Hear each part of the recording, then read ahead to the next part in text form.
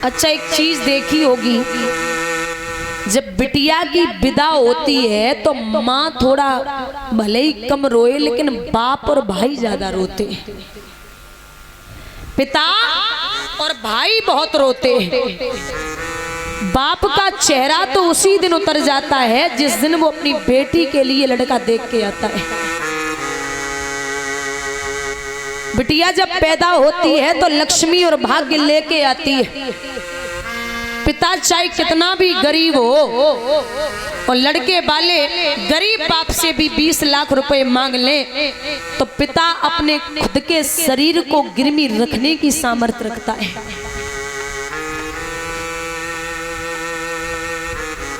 चाहे कितना भी गरीब बाप हो, एक महीने पहले से पता नहीं ताकत कहां से आती है, धन इकट्ठा करेगा, भागेगा, दौड़ेगा, बिटिया के लिए सब व्यवस्थाएं करेगा। लेकिन जैसे ही बेटी विदा हुई तो सबसे पहले पिता गिर पड़ता है। लोग पूछते कि भैया थोड़ा हिसाब किताब होना था, तो सबसे हाथ जोड़ के कहता है कि जिसका जो कुछ भी बाकी है सब दे दूंगा, लेकिन अभी थोड़ा सा निवेदन है कि लक्ष्मी गई वो तो गई, मेरे हाथों और पैरों को तोड़ के चली गई। अरे पिता का चेहरा तो उसी दिन उतर जाता है जिस दिन बाप अपनी बिटिया के लिए लड़का देख के घर पे वापस आता है। आंखों में आंसू जब बेटी देखती है तो पूछती, पापा क्या हुआ, कुछ ज्यादा मांग लिया क्या? तो पिता बोलता, नहीं लड़ो, ज्यादा नहीं मांगा। वो क्या है ना, आज से चौथे महीने में या 5वें महीने में तू पराई घर की हो जाएगी।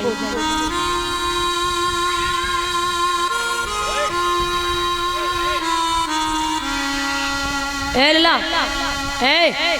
पानी इधर रखो, बाल्टी बाहर रख दो, बाल्टी।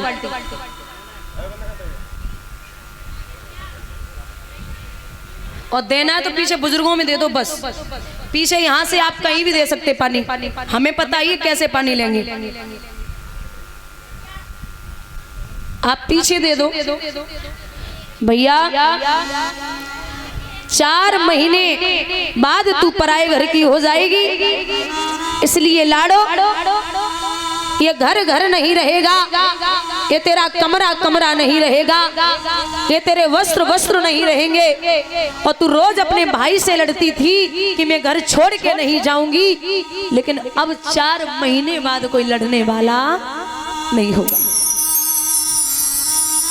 एक चीज देखी होगी, जब तक बहन कुंवारी होती है तब तक भाई रोज लड़ेगा, रोज पीटेगा, रोज मारेगा, मेरे लिए खाना बना, मेरे कपड़े धुल दे, मेरे कपड़ों पे प्रेस कर दे, ये काम कर दे, वो काम कर दे, वरना तेरी शादी ऐसे घर में करूंगा जो सास रोज लड़ेगी। जब तक बिटिया कुंवारी होती है भाई रोज लड़ेगा, लेकिन बहन जब विदा होती है तो सबसे ज्यादा भाई रोता है। एक व्यक्ति ने पूछ लिया कि वैसे अच्छा हुआ बला टली आज, ये पूरी जीवन भर तू रोता रहा, वो लड़ता रहा, आज क्यों रो रहा है? तो जवाब दिया कि आप यही नहीं समझते, जितनी बार लड़ा हूं ना मैं अपनी तरफ से ही लड़ा हूं। तो आज ये जा रही है ना, घर आने में जरा भी लेट हो गया तो इसने 50 फोन कर दिए, काम मर रहा है, अरे भोजन नहीं करना क्या? लड़ाई मैं करता था और खाना ये नहीं खाती थी जब तक मैं नहीं आ जाता था। आज से न कोई लड़ने वाला होगा और ना ही कोई मनाने वाला होगा।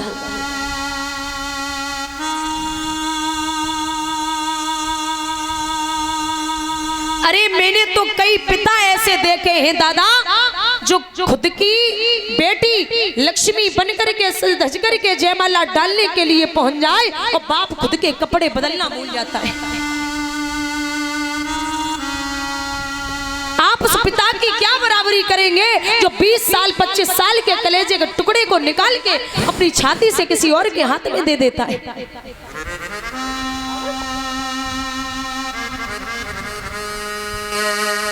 आपने देखा होगा अगर पिता बीमार हो जाए, पिता तो बेटा इतनी बार नहीं पूछ पाएगा कि पापा आपने दवा ली या नहीं ली, लेकिन बिटिया अगर ससुराल भी पहुंच जाए ना तो 10 बार फोन करेगी, पापा आप ठीक है ना, आप दवा टाइम से लेते हैं ना, आपको कोई दिक्कत तो नहीं है। बिटिया 50 बार फोन करती है पापा को।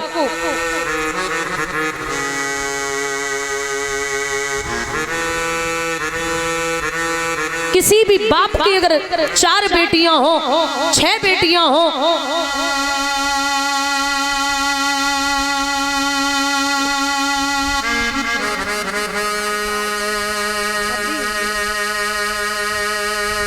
लेकिन पिता सुबह 7 बजे घर से निकलेगा और विचार करेगा कि हमें भगवान ने 6 बेटियां दी हैं तो उनका अच्छे से घर में विवाह करना है। सुबह 7 बजे ड्यूटी करने के लिए निकलेगा और शाम को 8-10 बजे वापस आएगा।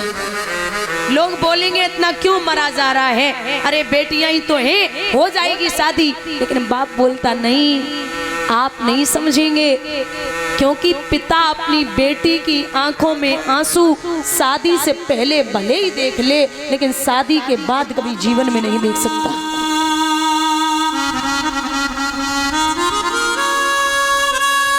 राजा जनक को मां स्वयं सीता समझा रही है कि पिताजी आप क्या कर रहे हैं, जब आप ऐसे रोएंगे तो दुनिया के आम पिता क्या करेंगे।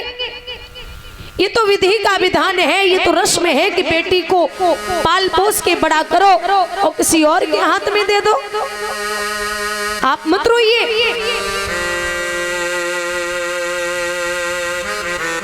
चली है मां सीता तो देख रही मैया सुने ना, आज बेटी जनक की अवध कौन चली, आज बेटी जनक की अवध कौन चली, माँ की ममता खड़ी की खड़ी रह गई।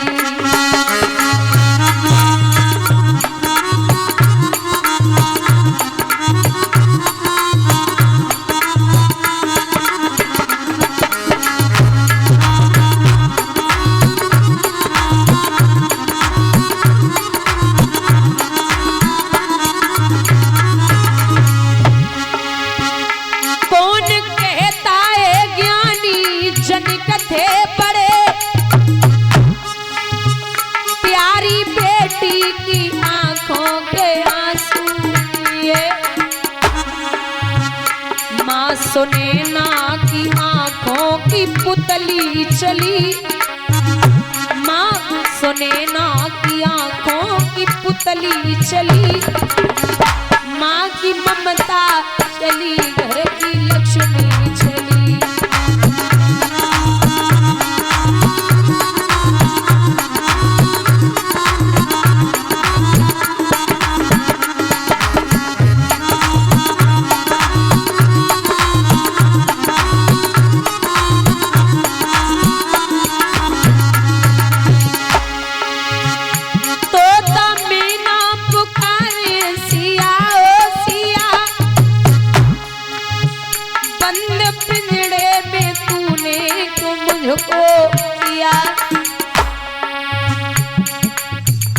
आज उड़ जाते हम भी अवध की गली,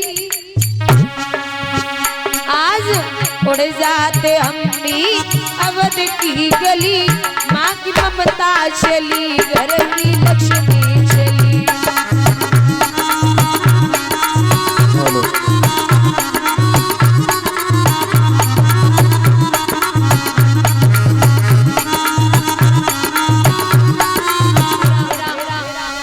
मंथरा ने जाकर के कैकेयी की बुद्धि को फेरा, कैकेयी कोप भवन में लेट गई।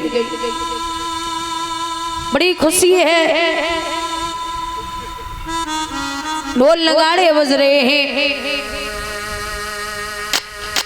और आपस में लोग कह रहे हैं कि भैया राम का राज तिलक होगा। राजा बनाए जाएंगे हमारे राम, राजा बनाए जाएंगे।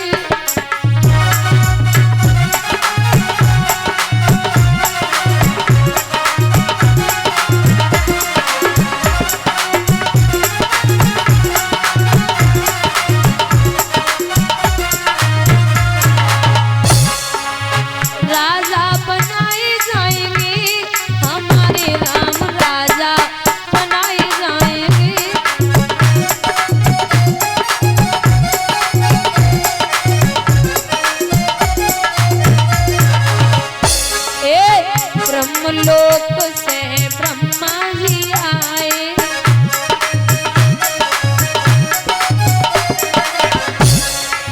वेद पढ़ाई जाएंगे हमारे राम राजा बनाए जाएंगे।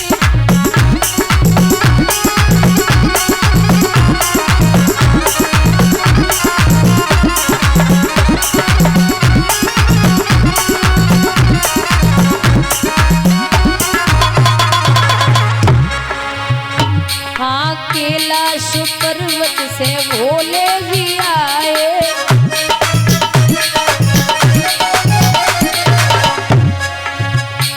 अरे डमरू बजाए जाएंगे हमारे राम राजा बनाए जाएंगे।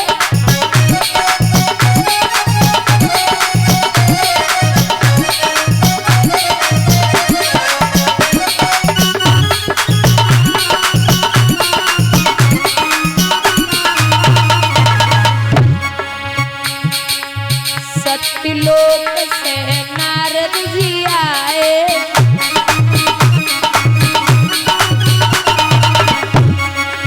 बीड़ा बजाए जाएंगे हमारे राम राजा बनाए जाएंगे।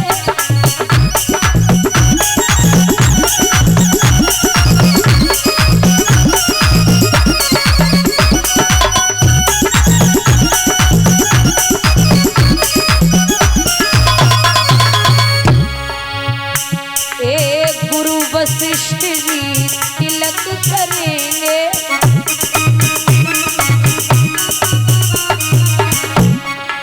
मंत्र उच्चारे जाएंगे हमारे राम राजा बनाए जाएंगे।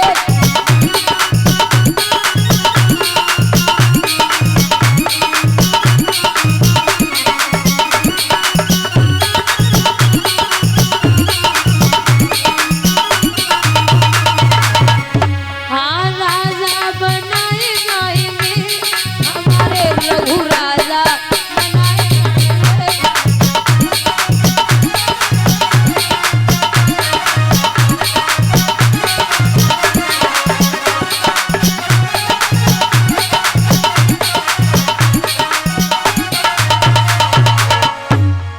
बड़ी खुशी है मैया के कई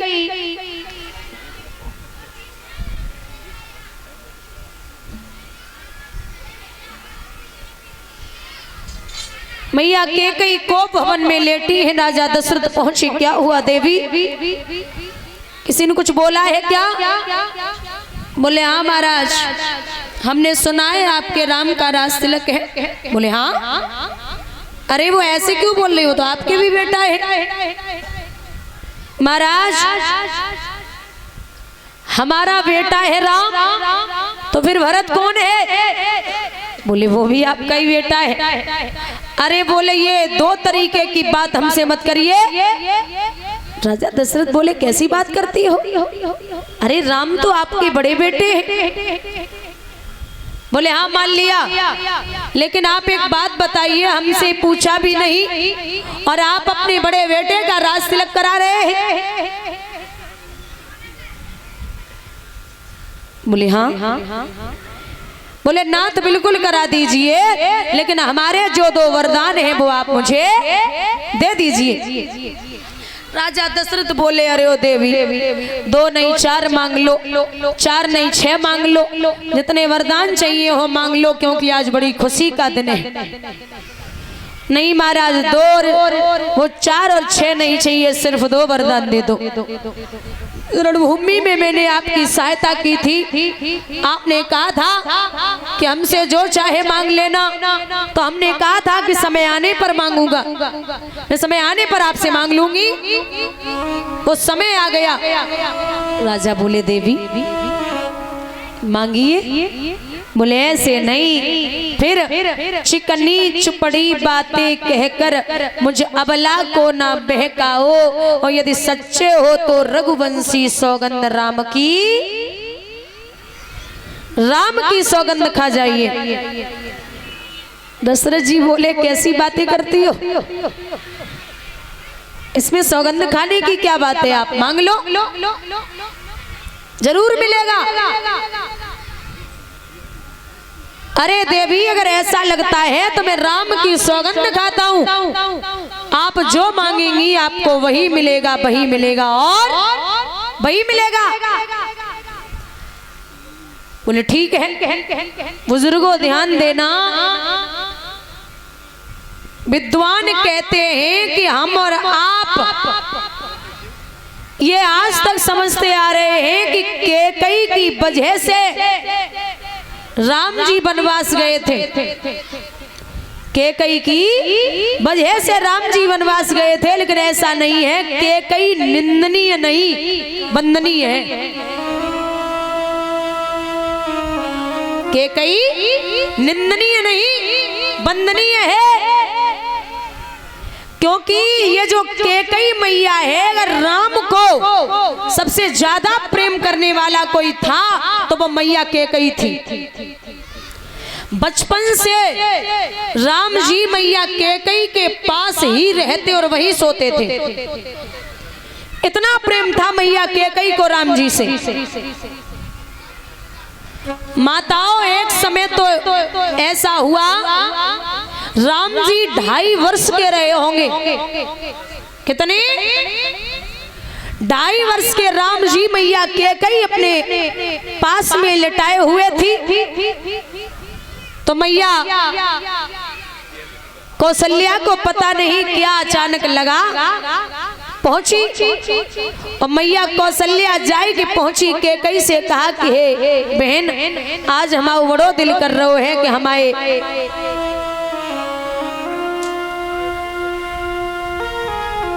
राम हमारे पास में लेटे।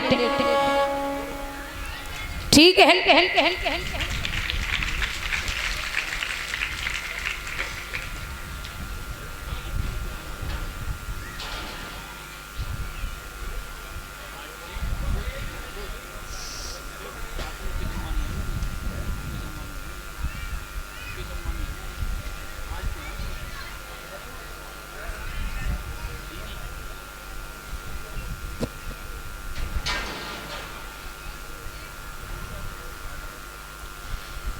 तो रात्रि के 8 बजे मैया कैकई ने राम जी को दिया। दादा ध्यान देना, ऐसा लगा जैसे कैकई मैया के कोई प्राण खींच के ले जा रहा है। दे तो दिया लेकिन परेशान है अंदर से। 8 बजे राम जी पहुंचे, 9 बज गए, 10 बज गए, 11 बज गए, राम जी करवटें बदल रहे। मैया कैकई के, वो कौशल्या मैया के साथ में नींद न आई। जब नींद न आई, धीरे धीरे रात्रि के 2 बज गए। मैया ने पूछा है राम भूख लगी? बोले नहीं मैया। प्यास लगी है? नहीं मैया। अरे फिर लाला काय ना सोए रहो? कुछ नहीं मैया, आएगी नींद तो सो जाऊंगा। महाराज 2 बजे तक राम नहीं सोए। मैया कैकई, वो कौशल्या समझ गई कि ये सोने वाला नहीं है। चुपचाप उठाया और उठा करके महाराज मैया कैकई के शयन कक्ष की तरफ चली। तो याद रखना बुजुर्गों, मैया कैकई चारपाए की पाटी को पकड़ के सिसक सिसक के रो रही है, जिसके रोने की आवाज बाहर तक जा रही है।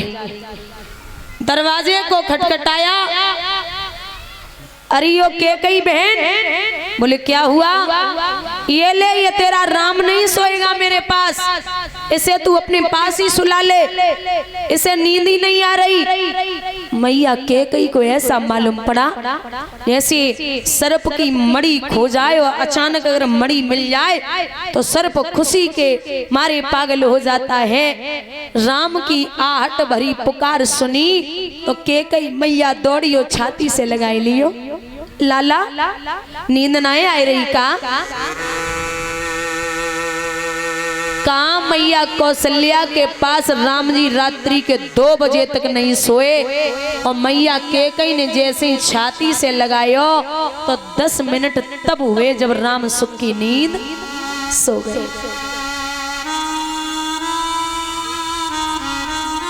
कैकेयी कैसे निंदनीय हो सकती है। समय के अनुसार बचपन में राम जी 4-5 वर्ष के रहे होंगे, तो मैया कैकेयी एक दिन राम को दाल भात खिला रही है।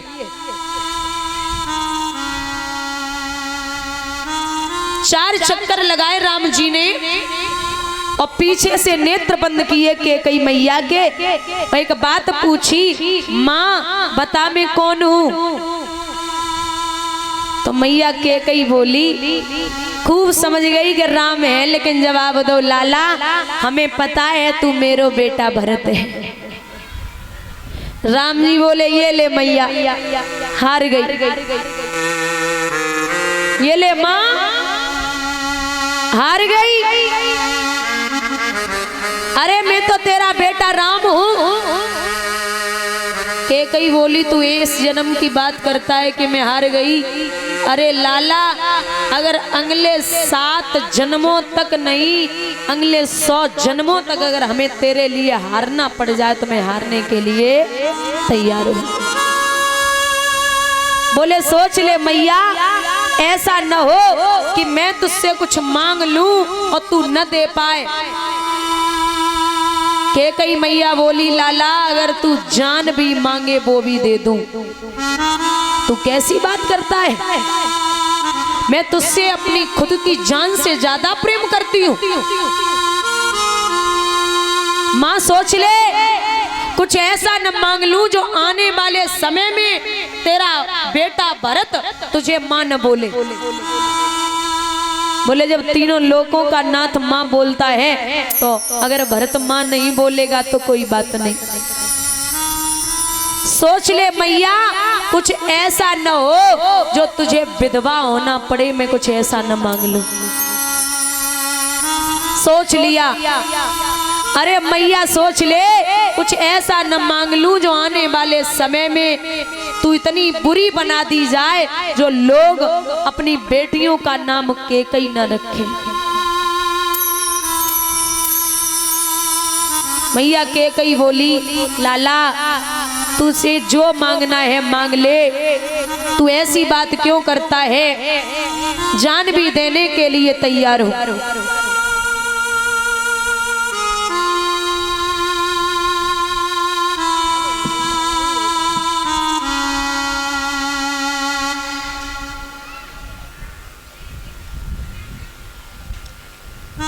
मैं तेरी सौगंध खाती हूँ राम, तू जो मांगेगा तुझे वही मिलेगा। ठीक है। तो बोले, माँ जब मैं बड़ा हो जाऊंगा और विवाह होके आएगा, राज तिलक की तैयारियां होंगी, तो तू एक काम करना। क्या? तेरे जो 2 वरदान हैं उनमें से तू एक में तो अपने भरत के लिए राज तिलक मांग लेना, और दूसरे वरदान में हमारे लिए 14 वर्षों का वनवास। जो जब बात सुनी सो मैया कैकेयी दादा मुंह के बल जमीन पे गिर पड़ी और जवाब दियो, अरे ओ लाला कैसी बात करता है राम, तू इतना छोटा सा है, अगर मैंने तेरे लिए विवाह के बाद 14 वर्षों का वनवास मांग लिया तो इतना समझ लेना कि मैं तुरंत के तुरंत विधवा हो जाऊंगी। हमारे राजा दशरथ तेरे बिना एक पल नहीं रह सकते। अगर मैंने वनवास मांग लिया तो मैं जीते जी वो मर जाएंगे। राम बोले, मैंने पहले ही कहा था मैया कि तू अभी वचन मत दे, विधवा भी हो सकती है।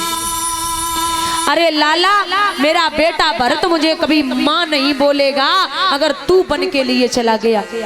राम बोले, मैया पहले ही कहा था कि तेरा बेटा तुझे भरत माँ नहीं बोलेगा। अरे लाला, अगर तू बन के लिए चला गया तो इतना याद रख, इतना बुरा लोग बना देंगे, आने वाले समय में कोई भी माँ अपनी बेटी का नाम कैकेयी नहीं रखेगी। राम बोले, पहले ही कहा था मैया कि कोई भी माँ अपनी बेटी का नाम कैकेयी नहीं रख सकती, तो इतनी बुरी बन सकती है। लेकिन तूने मेरी कसम खाई है, वचन दिया है,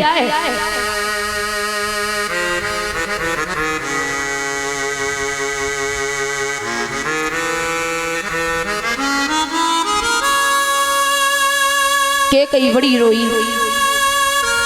आज वो समय आया है विवाह के बाद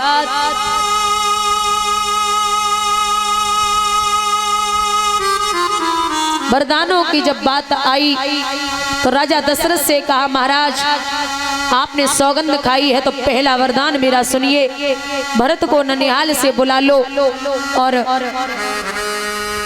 राज तिलक करवा दो, हो जाएगा जैसा राम है वैसे भरत है, बात तो एक ही है।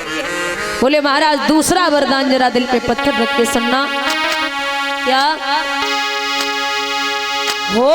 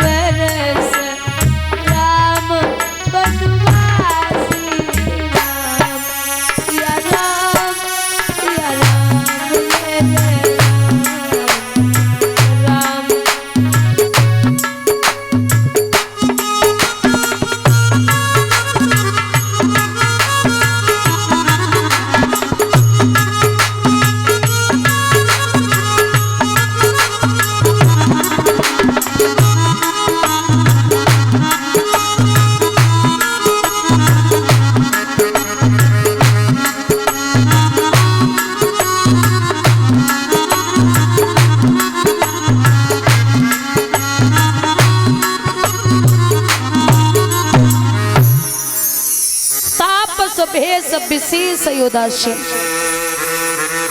तपसी के भेष में विशेष महाराज लखन। एक बात और है कि अगर लखन बन के लिए न जाते तो मेघनाथ को मारने वाला कोई नहीं था। मेघनाथ को वो ही मार सकता था जिसने 14 वर्षों तक पत्नी का मुख न देखा हो और जो सोया न हो।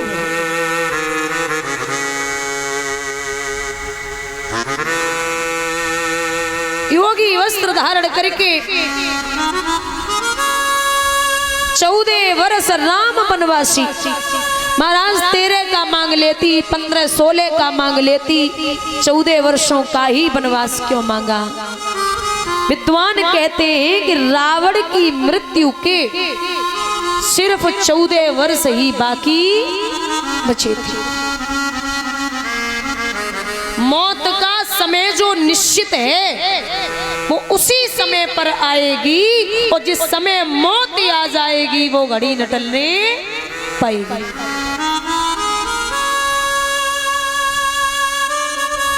सुना कि राम के लिए वनवास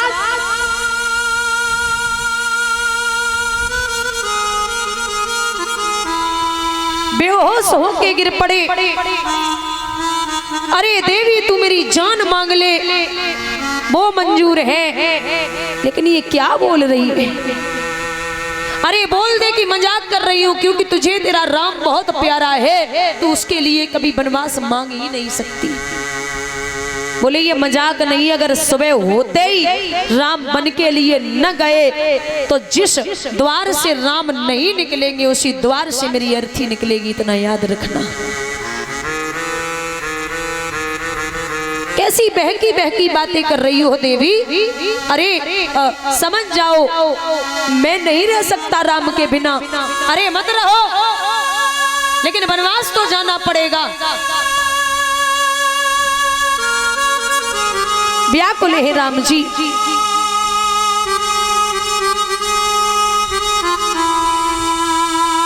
राम जी ने सुना पिताजी जमीन पे पड़े मूर्छित, तो भागे। माँ क्या हुआ? बोले कुछ भी नहीं हुआ राम, वो आपके लिए वनवास मांगा था, भरत के लिए राजगद्दी। इतने में ही बेहोश हो गए। जवाब दिया कि माँ बड़ा अच्छा किया। मैया कौशल्या बोली लाला, तेरे लिए अगर पिता ने कष्ट झेले, पिता को तकलीफ है तो कोई बात नहीं, अगर माँ बोल रही है तो हमसे ज्यादा तेरी मैया कैकई ने तुझे प्रेम किया है। अगर कैकई को लगता है कि तुम्हें बन जाना चाहिए तो बन ही तेरा राजमहल है। ये कौशल्या मैया के शब्द हैं। राम बोले कि माँ मैं आज्ञा का पालन बिल्कुल करूंगा, मैंने कभी मना ही नहीं किया, मैं तो चाहता ही था। लखन बोले भैया मैं भी आपके साथ चलूंगा। तो राम बोले तुम पागल हो क्या? अरे यहीं रहो, यहीं रुको, माँ बाप की सेवा करना।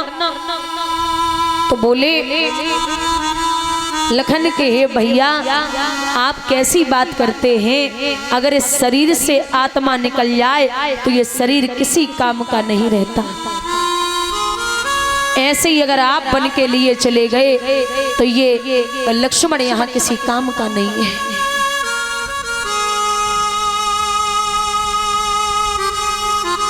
माँ सीता ने कहा नाथ हमें भी ले चलो।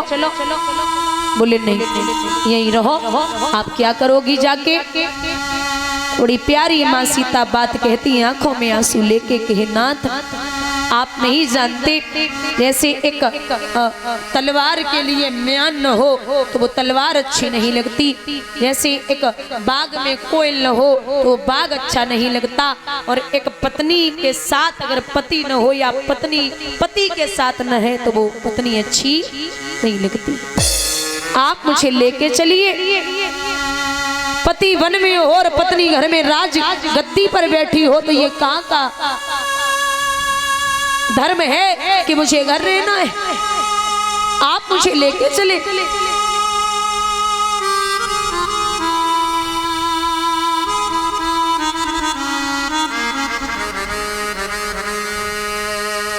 सब व्याकुल है, तीनों प्राणी तैयार हुए। प्रजा के लोग कहने लगे हैं कि नाथ आप कहीं नहीं जाएंगे। राम बोले ये राजगद्दी हमारा भरत संभालेगा, जबकि भरत ननिहाल में परेशान। राम जी जब चले हैं अवध को छोड़ के, राजा दशरथ को जरा सो होश वायु तक बात कही कि बोले थे बात एक ही की, दो और सिधारे जाते हैं, क्यों नहीं जा रहा प्राण मेरा जब प्राणन प्यारे जाते हैं। जानकी जाती है, लक्ष्मण मणि लक्ष्य समान मुझे, जब ये भी बन को जाते हैं तो राजभवन सुनसान मुझे। अब मेरी मृत्यु हो जाए तो ज्यादा अच्छा है। तीनों प्राणियों को देखा, राम लक्ष्मण और सीता आज्ञा लेते चरण स्पर्श किए, सुमंत जी रथ पे बैठा दिए।